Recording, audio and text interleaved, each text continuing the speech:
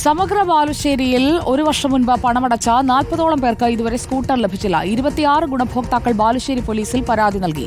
വിവിധ കാരണങ്ങൾ പറഞ്ഞ് സ്കൂട്ടർ നൽകുന്നത് വൈകിപ്പിച്ചു എന്നാണ് പരാതി.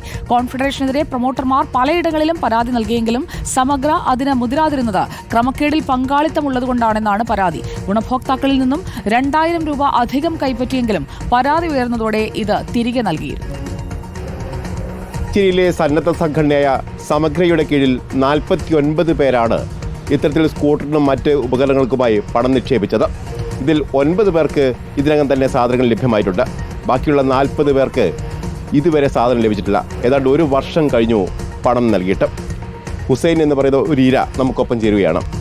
എത്ര കാലമായി പണം കൊടുത്തിട്ട്? കഴിഞ്ഞ വർഷം മാർച്ച് 25-നാണ് പണം അടിച്ചത്. അത് സമഗ്രയുടെ അക്കൗണ്ടിലേക്കാണ് നമ്മൾ പണം അടിച്ചത്. എന്തിനാണ് കൊടുത്തത്? ആക്റ്റീവക്ക് വേണ്ടിയിട്ട് 56,000 രൂപ അന്ന് അടിച്ചത്. സാധാരണ ഇവർ പറയുന്നത് ഒരു 6 മാസത്തിനുള്ളിൽ തന്നെ സാധനം നൽകുമെന്നല്ലേ? ഇതിപ്പോൾ 11 മാസം കഴിഞ്ഞു. 11 മാസമായി. ഇതുവരെ വെയിറ്റ് ചെയ്ത് സ്കൂട്ടർ നൽകുന്നത് വൈകിപ്പിച്ചു എന്നുള്ളതാണ് ഗുണഭോക്താക്കളുടെ പരാതി. അതാണ് അഭിലാഷ് പങ്കുവച്ചത്.